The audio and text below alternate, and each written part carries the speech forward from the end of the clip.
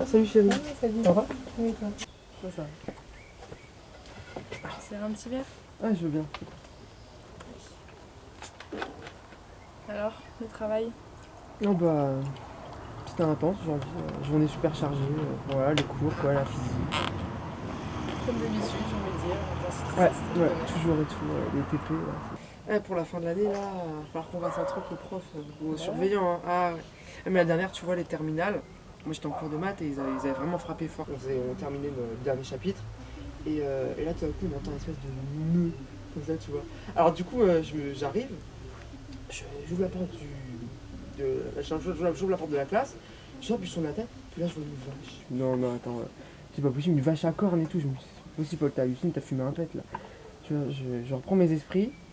Je rouvre la porte, tu vois, je regarde, puis je fais une vache, tout. Alors les gens ils me regardent, ils me font alors et tout, genre plein d'espoir, c'est qu'est-ce qu'il y a, qu'est-ce qui se passe? Je dis à la prof, madame, il y a un souci, il y a une vache et tout. Elle me regarde, enfin tout le monde a rigolé et tout le monde a explosé de rire. Ils avaient même planqué des souris dans les toilettes. Et j'ai les profs, genre les profs ils avaient rien dit, juste pour faire chier les surveillants. Et du coup après ils ont fait courir les souris partout, dans le lycée, dans les couloirs et tout, dans le bureau du proviseur. Tout à fait normal. Ouais, et du coup cette année on va devoir faire pire et je sais vraiment pas ce qu'on pourrait faire. Bah, le taureau. Un taureau, c'est Un toujours taureau, bien. ouais, Ah bah oui, ouais. tu pourrais le faire Ouais, je sais pas. courir Mais avec ça je vais les laisser mes espagnols. potes s'occuper du taureau parce que. Ouais. Ah, le taureau c'est chaud, hein. Des Ouais. poules dans le bureau du surveillant général, chez le proviseur, des poules, ouais, je sais pas. Mais je pense qu'ils vont trouver un truc béton. Enfin, moi en tout cas, je sais que je vais me déguiser en Pikachu comme Ali il avait fait. Je vais lui reprendre son déguisement de l'année dernière. Ouais. Ah, je me rappelle, c'était marrant et tout. Même après, il était sorti du lycée avec, il avait Ouais. pris le métro et tout. Mm. Ouais, ouais. Enfin, ouais, c'était cool.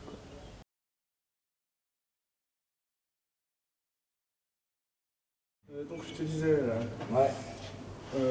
déjà que le bus était arrivé à la bourre, Ouais.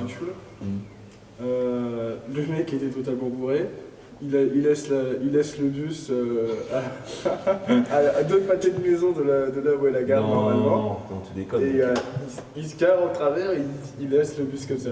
Bon, j'étais parti pour ramener le Pikachu, le poste de Pikachu à Paul le prochain quoi. Et donc sur le coup, je m'étais foutu du café partout sur moi parce que ce chauffeur conduisait n'importe comment. Et je me disais, qu'est-ce que je fais? Je floque derrière un buisson et je me change. Et ben, je profite du fait d'avoir le Pikachu dans mon sac.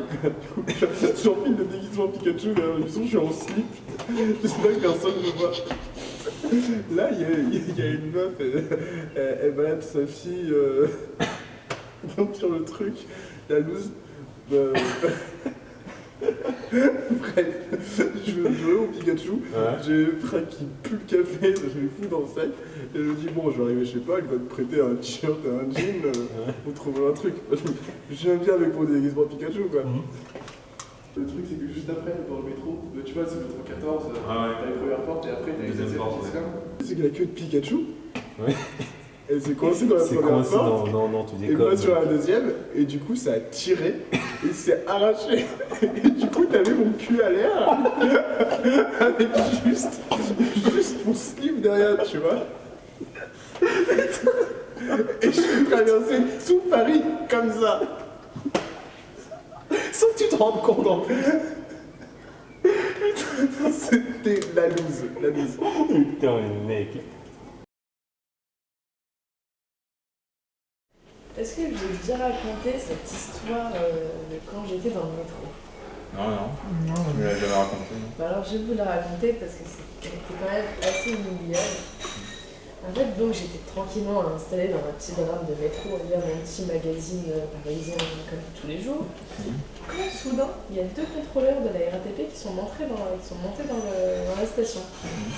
Donc vraiment habillés très classique avec le petit costume, le petit chapeau, le petit foulard, etc. Et ils viennent, donc tout le monde a pensé qu'ils étaient là pour contrôler nos tickets, et viennent en nous prévenant tout de suite en disant ne vous inquiétez pas, messieurs dames, ne vous en faites absolument pas, on n'est pas là pour contrôler vos tickets, on est juste là pour vous sensibiliser à la bonne validation de vos tickets et de vos passes Navigo. Donc à partir de ça, ils ont allumé leur petit magnétophone et qui ont passé du Serge Gainsbourg qui était du 69 années érotique. Je sais pas si déjà vous voyez à quoi le Voilà, donc vous rajoutez donc la musique, vous y rajoutez un petit peu de petites phrases de la RATP, style attention à la marche en descendant du métro, la direction, le machin, le truc, de s'arrêter à telle gare, vous rajoutez ça. Et ensuite, ils ont commencé à faire un petit show pour toute la rame du métro, à danser, à toucher d'autres personnes, à s'amuser avec d'autres personnes, à faire des yeux doux à des personnes. Et vraiment, ils s'amusaient avec tout le monde. Ils ont dansé, ils se sont aussi accrochés à la barre du métro pour faire un petit striptease, mi-chimpanzé, truc comme ça. Et donc à la fin, ils ont vraiment fait le striptease, ils ont enlevé leur veste, ils ont enlevé le chapeau, ils ont enlevé le t-shirt, et ils arrachent leurs pantalons, mais vraiment arrachés. Ils ont pris le pantalon et tout de suite ils l'avaient fait arracher.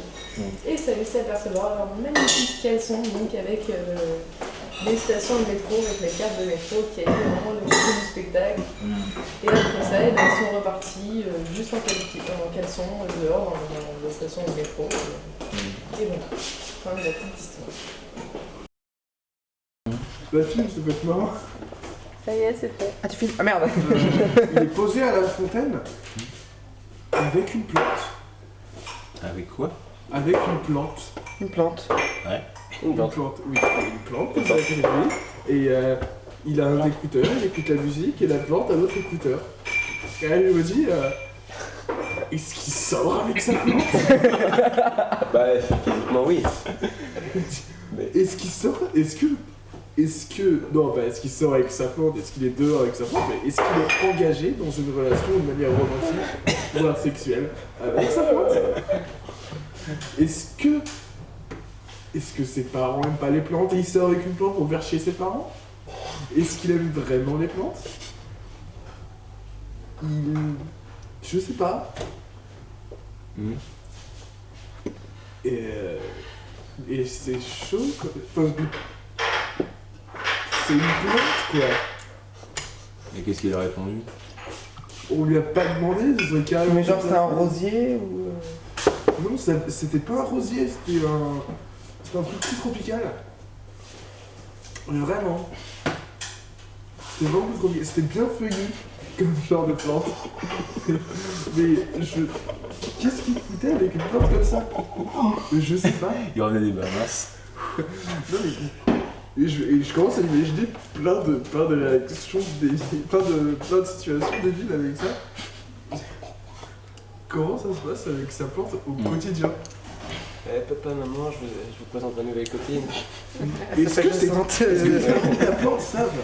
C'est pour la... Bah oui, ouais. Est-ce que les parents de la plante se font emmerder par des questions d'intégration? C'est peut-être pour le jour de la Saint-Valentin. Qu'est-ce qu'il offre à sa plante à la Saint-Valentin? Imagine si William Shakespeare avait fait, enfin je sais pas, Un Roméo et ouais, voilà. un rosier. Oui. Ouais. Bon. Bah, coupé. Je sais.